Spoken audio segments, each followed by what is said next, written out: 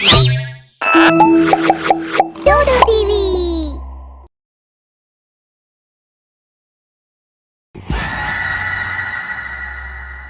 मन भावन, जैसा नाम वैसा गांव।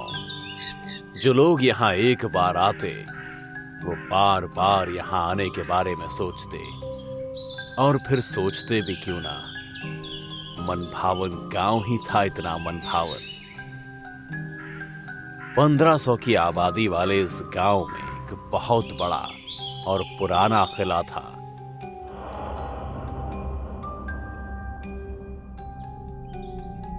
जो कि अब खंडहर बन चुका था। यह शूटिंग के लिए बिल्कुल उपयुक्त जगह थी। सरकार का ध्यान ना होने की वजह से यहां कोई टैक्स वगैरह की भी चिंता नहीं थी, और जब चाहे तब शूट भी कर सकते थे। यह किला अंदर से भूल भुलैया की तरह था। अगर कोई अनजान व्यक्ति अंदर खो जाए तो बाहर निकलना मुश्किल था। अमित और अनन्या अपने फोटोग्राफर के साथ यहां प्री वेडिंग शूट के लिए आए थे।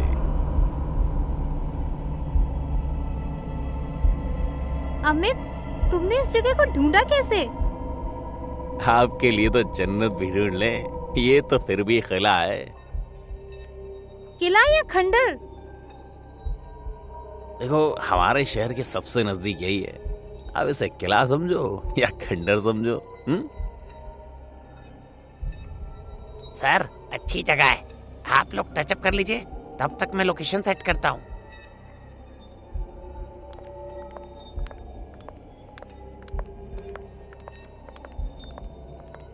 वो लोग रेडी होकर किले में जैसे ही प्रवेश करते हैं, वैसे ही एक बड़ा सा चमगादड़ अनन्या के सर के नजदीक से निकल जाता है। ओह माय गॉड, ये क्या है? तो इतनी डरपोक हो? अरे मैडम, चमगादड़ था, ऐसी जगहों पर रहते ही है। अच्छा, यहाँ इतनी गंदी बदबू क्यों आ रही है? ये भी चमगादड़ की होगी, साफ सफाई तो होती नहीं है। वो लोग किले के अंदर कुछ दूर चले थे कि नीचे की ओर जाती हुई सीढ़ियां दिखी। तो वो लोग नीचे और फिर और नीचे उतर गए। वो जगह बहुत सुंदर थी। अनन्या गोल गोल घूमकर खुश होते हुए बोली, अमित, ये जगह तो बहुत सुंदर है, हम यहाँ करते हैं शूट। ठीक है, पर मैंने सुना है जैसे जैसे और नीचे जाओगे वैसे वैसे और सुंदर लोकेशंस मिलेंगी। शुरू तो करते हैं पहले। वो लोग पोज देने लगते हैं और फोटोग्राफर शूट करना शुरू करता है। तभी एक औरत का साया अनन्या के पीछे आकर खड़ा हो जाता है। फोटोग्राफर चौंक जाता है। जैसे ही कैमरे की स्क्रीन पर देखता है तो अनन्या के पीछे कोई नहीं होता। वो फिर जैसे ही कैमरे के ऊपर देखता है तो फिर साया नजर आता है। वो डर जाता है।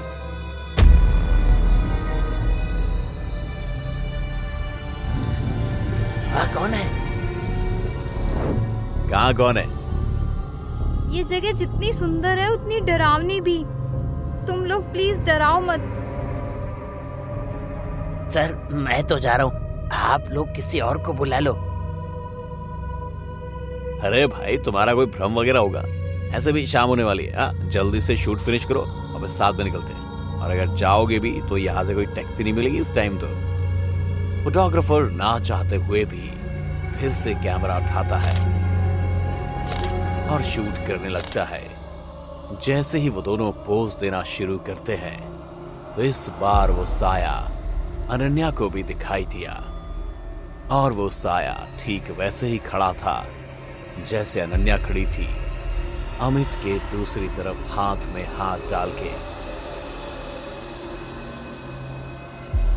अमित, फोटोग्राफर सही कह रहा है, यहाँ कोई है। क्या? अनन्या ने अमित का हाथ छोड़ दिया था, पर उस साये ने अभी भी अमित को पकड़ रखा था। फोटोग्राफर डर के मारे वहां से भाग गया। अरे तुम कहाँ जा रहे हो? पैसे नहीं चाहिए तुम्हें? अमित, यहाँ से चलो, जल्दी चलो। अनन्या पागल हो गई हो क्या? मैं पहले भी आया हूँ और रात भर के लिए यहाँ रुका भी हूँ। ऐसा कुछ नहीं है जैसा तुम लोग समझ रहे हो। अनन्या ने पीछे पलट कर देखा तो अभी भी वो साया अमित का हाथ पकड़े खड़ी थी। अच्छा, तो फिर ये क्या है? कौन? कहाँ?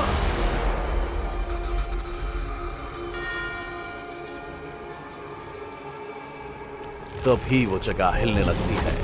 कहीं कहीं से वो खंडर ढहने लगता है और वो साया अब अमित को भी दिखने लगता है।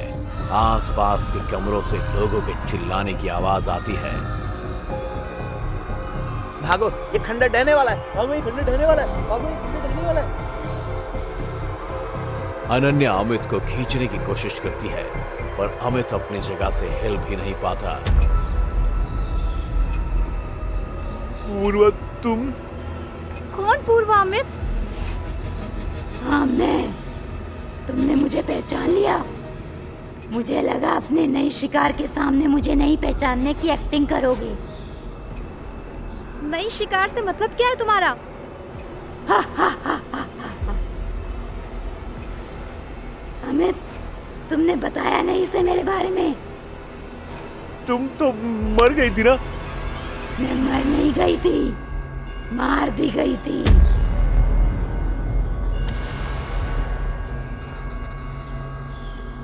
अनन्या शॉक्ड हो जाती है और घबराते हुए बोलती है, ये तुम लोग क्या बातें कर रहे हो? अमित, तुम इसे कैसे जानते हो? मैं अरे ये फट्टू क्या बताएगा, मैं बताती हूँ ना। तुम ऐसे नहीं बोल सकती मेरे अमित को। अब पूर्वा को भी गुस्सा आ जाता है और उसके गुस्से के साथ साथ आंधी तूफान आने लगता है। तुम्हारा अमित, अगर मैं अभी जिंदा होती तो ये मेरा होता। दरअसल ये तो किसी का हो ही नहीं सकता। क्यों अमित?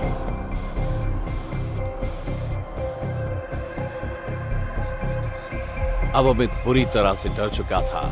वो अनन्या का हाथ पकड़कर सीढ़ियों की तरफ भागा, पर खंडर के ढहने की वजह से जो पत्थर गिरे थे उसकी वजह से सारा रास्ता ब्लॉक हो चुका था। देखो, तुम जो कोई भी हो, अमित को माफ कर दो। तुम्हें जरूर कोई गलतफहमी हुई है। अमित ऐसा नहीं है। अमित कैसा है यही तो बताने आई हूँ। तुम मत घबराओ, मैं तुम्हें कुछ नहीं करूंगी। मैं तो तुम्हें इस दुष्ट के चंगुल से छुड़ाने आई हूँ और अपना बदला लेने। मुझे माफ कर दो पूर्वा, तुम्हारा दिल बहुत बड़ा है ना, प्लीज मुझे माफ कर दो। माफी? और तुम्हें? अनन्या, ये बहुत बड़ा जालसाज है। तुम्हें शादी का झांसा देगा, अपने प्यार में फंसा के, किसी से तुम्हारी कीमत वसूल के तुम्हें उसे बेच देगा, है ना अमित? कितने में सौदा किया इस बार? ये क्या बकवास है? Ananya, I am sorry. मैं पहले ऐसा करता था पर अब नहीं। जब से तुमसे मिला हूं तब से ये सब बंद कर दिया है। तुम जैसे इंसान को जिंदा रहने का कोई हक नहीं है अमित। कितने ही मासूमों की जिंदगी इसने बर्बाद की है। अगर यह जिंदा बचा तो ना जाने और कितनी लड़कियों का सौदा करेगा। पूर्वा ने गुस्से से छत को देखा और उस खंडर का एक टुकड़ा अमित पर गिरा और वो वहीं ढेर हो गया।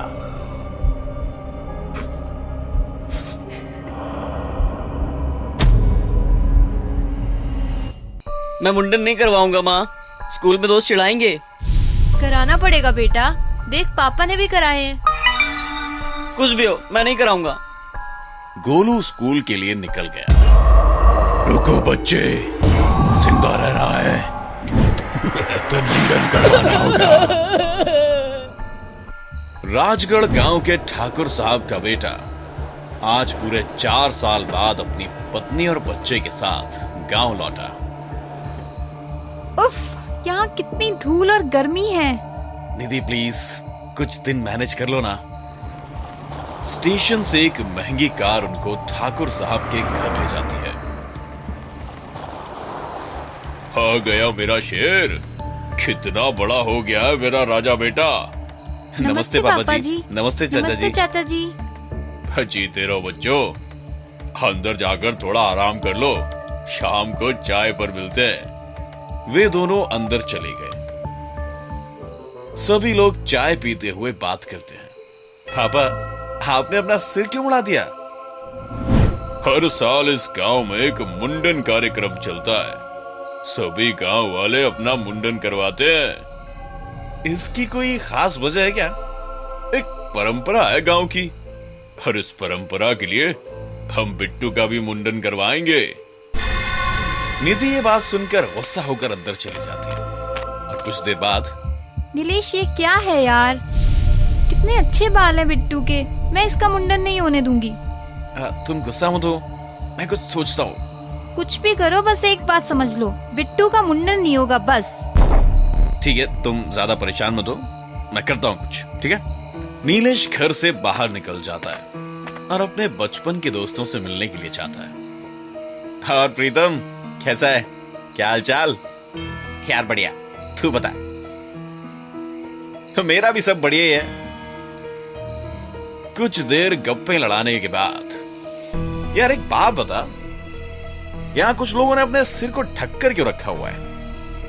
यार क्या बताऊं, अजीब ही घटनाएं हो रही हैं। एक बरगद का पेड़ है जिसके पास जो भी आदमी गुजरता है आधा कच्चा हो जाता है। तो इसीलिए मेरे पिता मुंडन की बात पर अड़े हैं। इस समस्या का लेकिन हल तो ढूंढना होगा। गांव के बाहर एक बाबा रहते हैं, शायद वो कुछ समाधान कर सके। नीलेश उन बाबा की खोज में निकल पड़ता है। कुछ दूर चलने के बाद सामने एक पेड़ के नीचे एक बाबा बैठे हुए दिखाई देते हैं। नमस्ते बाबा। कौन हो तुम और किस लिए आए हो? नीलेश बाबा को बरगद के पेड़ की रहस्यमयी घटनाओं के बारे में बताता है। यह बरगद का पेड़ शापित है, इसमें भूत का वास है। ये कैसे संभव है? लोग तो इसकी पूजा करते थे। यह संभव है क्योंकि भगवान कभी किसी को परेशान नहीं करते। यह काम भूत का है। काफी समय पहले गांव में ही एक आदमी ने इस पेड़ से लटक कर आत्महत्या कर ली थी और उसी दिन से यह पेड़ शापित हो गया। पास ही बैठे ताश खेल रहे लोग ये बात सुनकर हंसने लगे। उनमें से एक बोला, बाबा, कहाँ इस बाबा की बातों में पड़े हो? ये तो कुछ भी बकता है। अपनी समस्या सुलझानी है तो तांत्रिक कप्पाला के पास जाओ। नीलेश उन सभी की बात मानकर तांत्रिक की खोज में निकल पड़ा। आधी रात का समय और घना जंगल, बहुत ही भयानक माहौल। लेकिन नीलेश बढ़ता गया। तभी अचानक, अरे ये मेरे पैरों को किसने जकड़ लिया? नीलेश कुछ समझ पाता उसके पहले ही उसके पैरों को किसी मजबूत चीज ने जकड़ लिया था और अपनी ओर खींचने लगी। नीलेश पीछे मुड़ता है और सामने बरगद की जड़ों को देखकर भयभीत हो गया। लेकिन जैसे तैसे खुद को उन जड़ों से जान छुड़ाकर भागने लगता है। भागते भागते वो एक विशाल गड्ढे में गिर जाता है और उस गड्ढे में फिसलता हुआ सीधे एक भयावह गुफा में पहुंच गया, जहां एक भयंकर तांत्रिक बैठा है। कौन है तू और यहाँ क्यों आया है? गांव में बरगद का पेड़। समझ गया तेरी समस्या। चिंता मत कर, समाधान हो जाएगा, लेकिन कीमत ज्यादा देनी होगी। मैं तैयार हूं। ये गांव वाले पागल हैं, कुछ भ्रम पाल कर बैठे हैं। इन्हें मूर्ख बनाकर पैसा ऐंठ सकता हूं। तांत्रिक अपनी योजना बनाने लगा और नीलेश वहीं जंगल में बैठकर सोचने लगता है, क्या इस तरह गांव वालों की इच्छा के बिना तांत्रिक को बुलाना ठीक होगा? मुझे एक बार गांव के लोगों से इस बारे में चर्चा कर लेनी चाहिए। सुबह होते ही नीलेश गांव वालों से बात करने जैसे ही गांव में जाता है, वो गांव का नजारा देखकर हैरान हो गया। क्या हुआ चचा? गांव के कुछ खेत और कुछ घर जल गए, कुछ लोगों के मुंडन भी हो गए हैं। नीलेश ये बात सुनकर परेशान हो जाता है, तुरंत अपने घर की ओर दौड़ता है। घर पहुंचकर, निधि तुम ठीक तो हो? और बिट्टू कहाँ है? यहीं बाहर खेल रहा होगा। क्यों, क्या हुआ? बिट्टू को ढूंढो और घर में ही रहना, बाहर खतरा है। लेकिन हुआ क्या और तुम इतने परेशान क्यों हो? नीलेश निधि को पूरी घटना बता देता है। ये क्या हो गया नीलेश? अब ये सब कैसे सुलझेगा? मैं कुछ कोशिश करूंगा, तुम बिट्टू को ढूंढो जल्दी। निधि अपने बच्चे को ढूंढने में लग गई और दूसरी तरफ नीलेश बाबा को बुलाने के लिए दौड़ पड़ा। बाबा, हमारे गांव को बचा लो। ये मुसीबत तुमने खड़ी की है, तुम्हें उस तांत्रिक के पास नहीं जाना चाहिए था। अब तुम्हारी गलती का हार जाना सारे गांव को भुगतना पड़ेगा। बाबा, मुझे अपनी गलती का एहसास है, आप कुछ भी करके हमारे गांव को बचा लीजिए ना बाबा। नीलेश बाबा को गांव में लेकर पहुंचता है, लेकिन तब तक वो तांत्रिक अपना पूरा पाखंड फैलाकर बरगद के पेड़ पर कुछ तंत्र साधना करने में लग गया था। तुझे बाहर आना ही होगा, वरना मैं तुझे भस्म कर दूंगा। कबाला, ये सब मत करो, तुम अपनी जान खतरे में डाल रहे हो। कबाला को मार सके ऐसा भूत पैदा नहीं हुआ।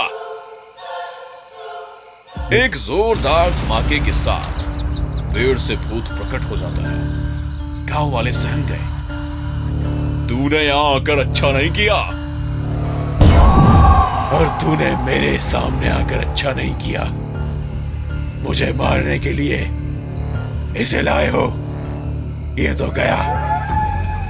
भूत और तांत्रिक के बीच घमासान लड़ाई शुरू हो गई। तांत्रिक अपने मंत्र और तंत्र फूंक रहा था और भूत भी अपनी शक्तियों से तांत्रिक पर वार कर रहा था। कुछ ही देर में भूत की एक शक्ति तांत्रिक के सीने में लगी और वो जमीन पर गिर पड़ा। भूत ने तांत्रिक को पकड़कर आधा गंजा कर दिया। नीलेश, तू लेकर आया था ना इस तांत्रिक को, देख क्या हासिल हुआ इसका। तुझे इस गलती की सजा मिलेगी। ये कहकर भूत बिट्टू को प्रकट करता है। बिट्टू पेड़ से लटका हुआ रो रहा था। अब इस बच्चे को मैं अपना गुलाम बनाकर रखूंगा। नहीं नहीं, मेरे बच्चे को छोड़ दो, जो भी सजा देनी है मुझे दो। लेकिन भूत बिट्टू को छोड़ने के लिए तैयार नहीं होता। किशन, मैं जानता हूं तुम्हें। गांव के सभी लोग ये सुनकर अचंभित रह जाते हैं। बाबा, ये किशन कौन है? यही है किशन। बेचारा पास ही के गांव का किसान था। एक रात फसल बेचकर इस गांव से गुजरता था, तभी कुछ लुटेरों ने इसका सारा धन लूट लिया। मैं ये बात सालों से चीख चीख कर कह रहा हूं, लेकिन ये गांव वाले मुझे पागल समझते रहे। ये कहानी सुनकर पूरा गांव शांत था। सबके सिर झुक गए। अब भूत भी भावुक होकर कहने लगा, उन लुटेरों ने मेरा सिर मोड़ दिया और चाकू से कई वार किए। रात के अंधेरे में उन लुटेरों को पहचान नहीं पाया। इस गांव के लोगों ने मेरी एक ना सुनी और मुझे घायल और भूखा प्यासा मरने के लिए छोड़ दिया। मैं यही पेड़ के नीचे तड़प तड़प कर मर गया।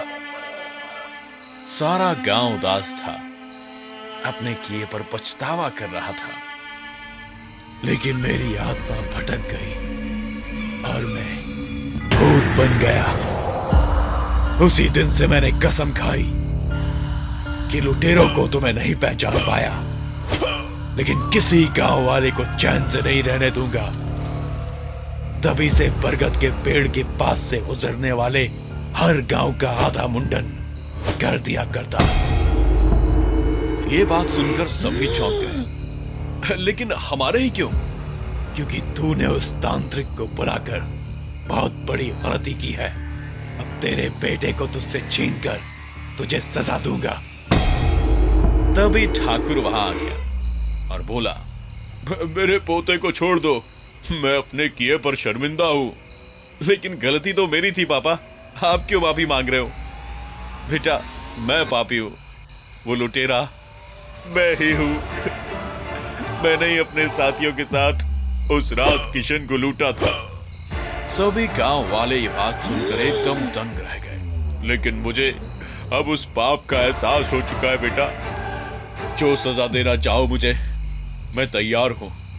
सजा तो मिलेगी ठाकुर, तुम्हें भी और तुम्हारे साथियों को भी, ताकि भविष्य में कभी कोई और ऐसा ना करे।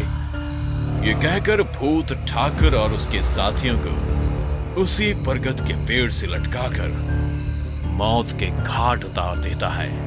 और अब मेरा बदला पूरा हुआ और मुझे मुक्ति मिल गई है। अब मैं कभी किसी को परेशान नहीं करूंगा। भूत चला गया और माहौल एकदम शांत। नीलेश और निधि शहर वापस लौट गए। लेकिन आज भी इस गांव के लोग हर वर्ष किशन की याद में अपना सर मुंडवाते हैं। तुम्हारी आंखें कितनी सुंदर हैं। लगता है मुझे तुमसे प्यार हो गया। अच्छा, अब क्या ख्याल है? सर्दियों का मौसम था और मनाली में होती बर्फबारी का आनंद लेने के लिए एक प्रेमी जोड़ा पहुंचा।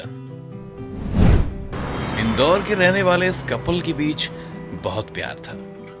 कितना मजा आ रहा है ना सिमरन, है ना? तुम्हें काम से फुर्सत कहाँ मिलती है? मैं तो कब से कह रही थी कहीं घूम कर आते हैं। एक दूसरे पर बर्फ फेंकते हैं थोड़ी देर। मैं तो थक गई यार, चलो होटल वापस चलते हैं। मैं भी थक गया और भूख भी लग रही है। दोनों होटल आ जाते हैं। लिफ्ट में उन्हें एक सुंदर लड़की मिलती है। राहुल और सिमरन दोनों उस लड़की को बहुत गौर से देख रहे थे। कुछ ही देर में वे दोनों अपने कमरे में पहुंच गए। वो लिफ्ट वाली लड़की तो कितनी सुंदर थी ना, है ना? हाँ, तुम्हें तो बस मौका चाहिए। लेकिन मुझे उस लड़की को देखकर किसी की याद आती है। किसकी याद? सिमरन शीशे के सामने बैठकर अपना मेकअप ठीक करते करते, एक बहुत सुंदर लड़की की। बात कुछ साल पहले की है। गंगा नदी के किनारे बसा एक सुंदर शहर था, जहाँ मेरी माँ का बचपन गुजरा। इसी शहर में रहने वाले एक लड़के का नाम था विक्की। भाई, लगता है यार मैं ना सिंगल ही रहूंगा। अरे पगले, तुझे छोड़ा ना कर, तेरा भाई है ना। तू क्या करेगा? तू बनेगा क्या मेरी गर्लफ्रेंड? ओह नो, मैं नहीं। ये देख, ये आप करेगा। या ना, तेरा भी मैच किसी ना किसी लड़की के साथ हो ही जाएगा।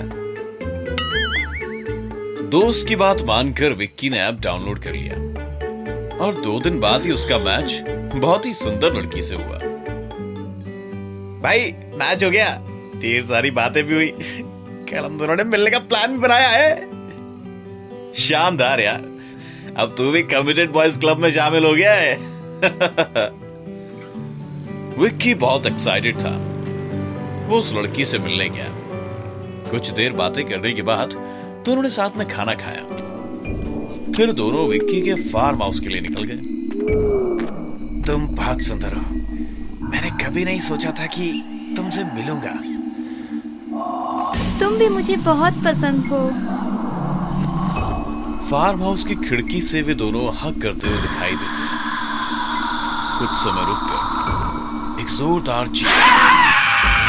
अगली सुबह विक्की की लाश फार्म हाउस से बाहर निकाली गई। पुलिस ने उस लड़की को ढूंढने के लिए बहुत मेहनत की, लेकिन कुछ हाथ नहीं लगा। फिर उस शहर में इसी तरह से 2 महीने में 28 मौतें हुई। शहर में चारों तरफ एक खौफ था। लड़कों ने घर से बाहर निकलना ही छोड़ दिया था। फिर एक दिन, देख भाई, मेरा मैच आया। कितनी सुंदर है लड़की। हम दोनों ने मिलने का प्लान बनाया। रोहन, शहर में एक डायन का आतंक है। जो ऐसे ही लड़कों को फंसाकर मार डालती है। तू बच जा भाई। भाई इतनी मुश्किल से तो तेरे भाई को ना किसी ने आई लव यू कहा है, और तू? और वैसे भी ये सब अफवाह ना मैं नहीं मानता। रोहन उस लड़की से मिलने गया। दोनों ने साथ में खाना खाया और फिर लॉन्ग ड्राइव पर निकल पड़े। एक सुनसान जगह पर गाड़ी रुकी। तुम बहुत सुंदर हो। मैंने कभी नहीं सोचा था कि हम साथ होंगे। दोनों हक करते हैं और तभी उस लड़की का चेहरा भयानक रूप ले लेता है। कौन है तुम? जैसे ही वो डायन रोहन पर वार करने वाली थी, तभी रोहन का दोस्त एक तांत्रिक को लेकर वहां पहुंच गया। रोहन, पीछे हट जाओ। जादू टोने से डायन को काबू में कर लेता है। तुम्हारी किस्मत अच्छी थी कि तुम बच गए। इस डायन ने सैकड़ों लड़कों को अपना शिकार बनाया है, लेकिन याद रहे, ये कील जिस दिन निकल गई तबाही होगी, तबाही। अच्छी कार्य है। लगता है तुम्हें उस लिफ्ट वाली सुंदर लड़की से जलन होने लगी है, इसीलिए तुम ऐसी ना मनगढ़ंत कहानियां बना रही हो। नहीं यार, ये कहानी उतनी ही सच्ची है जितनी सच्ची मैं। राहुल होटल के कमरे में खाना मंगाता है। राहुल खाने लगता है और पूछता है, फिर क्या हुआ उस लड़की का? फिर काफी साल बीत गए। उस शहर के लोग उस लड़की को भूल गए, लेकिन ये कहानियां अभी भी बच्चे बच्चे को पता है। अभी 2 साल पहले इंदौर के पास कुछ ऐसी ही घटनाएं हुई। तुमने जरूर सुना होगा, कहते हैं तांत्रिक द्वारा गाड़ी गई कील इसी तरह से निकल गई। ऐसा कैसे हुआ? फिर क्या हुआ? तुम्हें गोलू याद है, जो शर्मा जी के घर पर किराए पे रहता था, इंजीनियरिंग का स्टूडेंट? हाँ, अच्छा लड़का था, लेकिन काफी दिनों से दिखाई नहीं दिया, है ना? दिखेगा कैसे, उसकी मौत हो चुकी है। आया था एक दिन मेरे पास, बहुत खुश था। दीदी, मैंने आपको बताया था ना कि एक लड़की से बात कर रहा हूँ मैं। हाँ, क्या हुआ? तुम दोनों शादी कर रहे हो? नहीं दीदी, शादी अभी नहीं, लेकिन हमने साथ में शिमला मनाली घूमने का प्लान बनाया है। आज निकल रहे हैं। Wow, that's great. खूब एंजॉय करना। बेचारा फिर कभी नहीं लौटा। उस डायन ने बेरहमी से गोलू को मार डाला। संभालो खुद को। मुझे भी दुख है उसकी मौत का। भला लड़का था। मुझे सिर्फ गोलू की ही नहीं, सभी लड़कों की मौत का दुख है। खैर छोड़ो ये सब, अपना मूड ठीक करो। हाँ, चलो कई बार घूम के आते हैं। सिमरन और राहुल इवनिंग वॉक के लिए बाहर निकलते हैं, लेकिन कमरे से निकलते ही लिफ्ट में फिर वही लड़की। राहुल उस लड़की को देखकर थोड़ा सहम गया। सुनो, तुम्हें एक खुशखबरी देनी है। क्या है वो खुशखबरी? मेरे मॉम डैड ने हमारे रिश्ते के लिए हाँ कर दी है और वो तुमसे मिलना चाहते हैं। ये सच में बहुत अच्छी खबर है। चलो कुछ मीठा खाते हैं। इस ट्रिप से लौटते ही ना मैं सबसे पहले तुम्हें अपने घर ले जाऊंगा। दोनों कुछ देर बाहर वक्त गुजारने के बाद वापस अपने कमरे की तरफ लौट रहे थे। लिफ्ट में अंदर जाते ही वो लड़की फिर से दिखाई देती। उस लड़की को देखकर राहुल को पसीना आने लगा। जैसे तैसे लिफ्ट उनके फ्लोर पर पहुंची और राहुल और सिमरन तेजी से भागते हुए कमरे में घुसकर दरवाजे को बंद कर देते।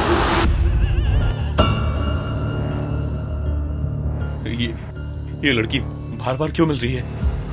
कहीं ये वही तो नहीं? मुझे बहुत डर लग रहा है। अब मैं बाहर नहीं जाऊंगा। Rahul, calm down. ऐसा भी तो हो सकता है कि ये सिर्फ इत्तेफाक हो। सिमरन, जितनी बार भी हम कमरे से बाहर थे, हर बार मिली है वो। ये इत्तेफाक नहीं होता। तुम्हारी कहानी वाली लड़की का फिर क्या हुआ? क्या वो पकड़ी गई? पता नहीं, काफी समय से कोई मामला सामने नहीं आया। शायद किसी तांत्रिक ने वह कील उसके सिर में फिर गाड़ दी होगी, या क्या पता अभी भी किसी शिकार की तलाश में हो। जैसे तैसे सिमरन राहुल को शांत करती है। राहुल कुछ देर शांत होकर लेट गया और सिमरन उसके चेहरे पर प्यार से हाथ फेरने लगती है। तुम आराम करो, मैं ये मेकअप उतार लेती हूँ। लाओ, ये मैं करता हूँ। अच्छा जी, ये मेहरबानी क्यों? हा हा हा हा। हम तो हमेशा आप ही की खिदमत में जनाब। हा हा हा, मस्का। मेकअप साफ करते हुए, तुम्हारी आंखें बहुत सुंदर हैं। जी करता है इन्हीं में खो जाऊं। बालों में कंघी घुमाते हुए, तुम्हारे बाल एकदम रेशमी। कहते कहते राहुल कंघा सिमरन के बालों में चला रहा है, तभी कंघा बालों में फंस गया और जोर लगाने पर कील निकल पड़ी।